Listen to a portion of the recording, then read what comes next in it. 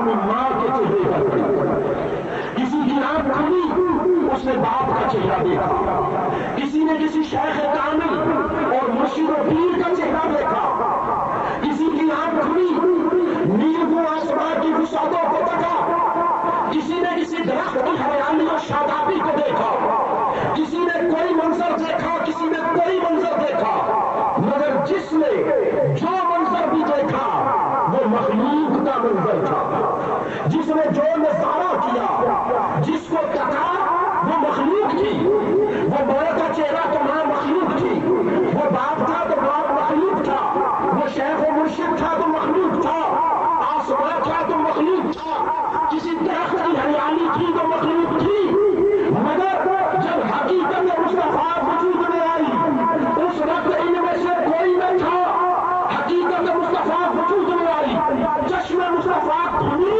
جو پہلا نظارہ کیا مصطفیٰ کی آنکھ کھلی، پہلا منظر رب کے حسن مطلق کا کیا ہے، رب کے جلوہ و جمال کا کیا ہے۔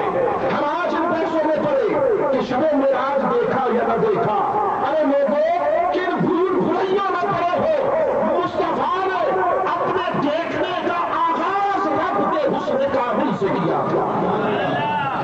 حضور نے پہلا نظارہ، پہلا منظر اس کے حسن مطلق کا کیا۔ یہ ایک اینگل تھا، ایک رخ تھا کہ حضور وجود میں آئے، چشم مصطفیٰ کھلی تو پہلا نظارہ اس کے حسن کا کیا، حضور کے تکنے کو اور کچھ نہ تھا، کوئی شے نہ تھی۔ اس وقت تک حجابات اور پردے بھی وجود میں نہ آئے تھے، یہ بھی بعد کی باتیں ہیں، اس وقت فقط اس کا حسن کامل مطلق تھا، حضور نے اس سے اپنے دیکھنے کی ابتدا کی ہے۔ مگر یہ ایک اینگل ہے، آؤ دوسرا زاویہ بھی عرض کر دوں کہ جب حضور کی آنکھ کھلی تو حضور نے سب سے پہلے اس کے حسن اور جمال کو دیکھا، اور اس سے پہلے رب ذوالجلال کی نگاہ قدرت نے بھی کسی کو نہ تکا تھا۔ بھئی کوئی ہوتا تو تکتا نا، اس نے کسی کو بنایا نہ تھا، کسی کو وجود میں بخشا تھا، تو مصطفیٰ کے وجود میں آنے سے پہلے خدا نے بھی کسی کو نہ تکا تھا۔ مصطفیٰ کی آنکھ کھلی، سب سے پہلے اس کے حسن مطلق کو دیکھا، اور اس کی نگاہ قدرت اٹھی، سب سے پہلے مصطفیٰ کے حسن حقیقت کو دیکھا۔ مصطفیٰ اس کا شاہد اولی، وہ مصطفیٰ کا شاہد اولی، یہ ان کی محبت کے سلسلے کی ابتدا ہوئی ہے۔ اس لیے کہا میرے علی رنگ تائیوں بیٹھے جب سکھ دبانو آئی، چونکہ بنایا اپنے لیے تھا، اس لیے بنا کر پھر اپنی آغوش محبت میں لے لیا، پھر اپنے ربوبیت کی چادر میں لے لیا، پھر اپنی قربت میں لے لیا، پھر اپنے خلوت میں لے لیا، بس اس نے بنایا تھا اپنے لیے تو بس اپنے لیے رکھ لیا۔ پھر زمانے گزرتے گئے، وہ مصطفیٰ کو تکتا رہا، مصطفیٰ اس کو تکتا رہا، کسی غیر کا عمل دخل نہ تھا، کسی غیر کا خیال نہ تھا۔ ارے بنایا جو اپنے لیے تھا پھر سنوارنے لگا، بنایا جو اپنے لیے تھا پھر نکھارنے لگا، پھر اس نے تربیت کا عمل شروع کیا، پھر اس نے مصطفیٰ کی ربوبیت کی، مصطفیٰ کو پالا، سنوارا، نکھارا، اور پالنے اور سنوارنے اور تربیت کا پروسیس اور عمل یہ ہوتا ہے کہ پالنے والا اپنے اوصاف پالنے والے میں منتقل کرتا ہے۔ والدین مربی ہوتے ہیں، رب کہا جاتا ہے والدین کو مجازن، رب ارحمہما کما ربیانی صغیرا، کہ والدین اولاد کی تربیت کرتے ہیں، لمحہ ب لمحہ ایک پروسیس سے گزار کر ان کے ضروریات کو پورا کر کے انہیں شباب و کمال تک پہنچاتے ہیں۔ استاد مربی ہوتا ہے کہ وہ اپنے علم کے انتقال کے ذریعے علم منتقل کر کے شاگرد کو اپنا آئینہ بناتا ہے۔ شیخ و مرشد وہ مربی ہوتا ہے، وہ اپنی روحانیت اور معرفت کا نور عطا کر کے منتقل کر کے دین کسی نے کار نہ دیا تھا۔ سو وہ فرماتے ہیں حضرت جابر بن عبداللہ، میں نے پوچھا آقا اللہ نے سب سے پہلے کس شے کو پیدا کیا؟ حضور علیہ الصلوۃ والتسلیم نے فرمایا، اے جابر اللہ نے سب سے پہلے تیرے نبی کے نور کو اپنے نور کے فیض سے پیدا کیا۔ اے جابر، اللہ نے سب سے پہلے تیرے نبی کا نور اپنے نور سے پیدا کیا۔ اتنی بات کثرت سے سنتے ہیں۔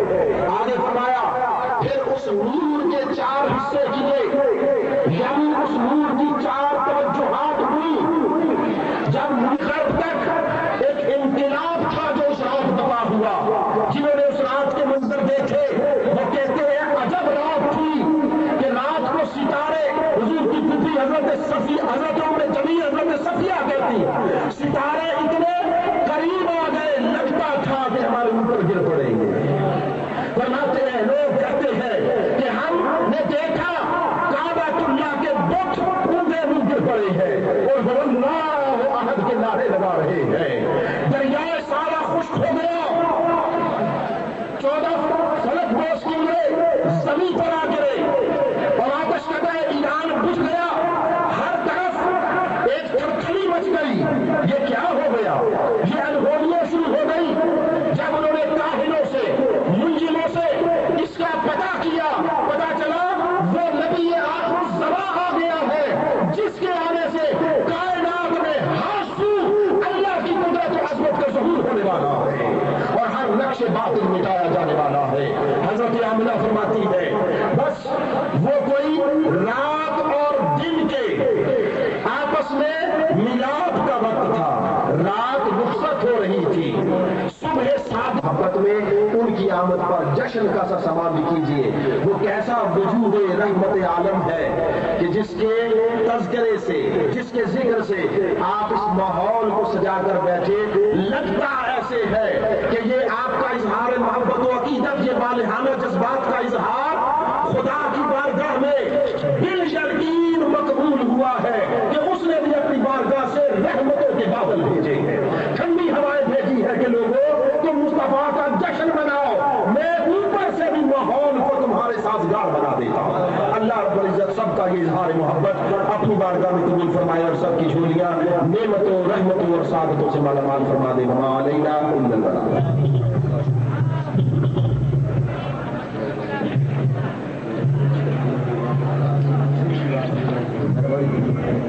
جزاک اللہ۔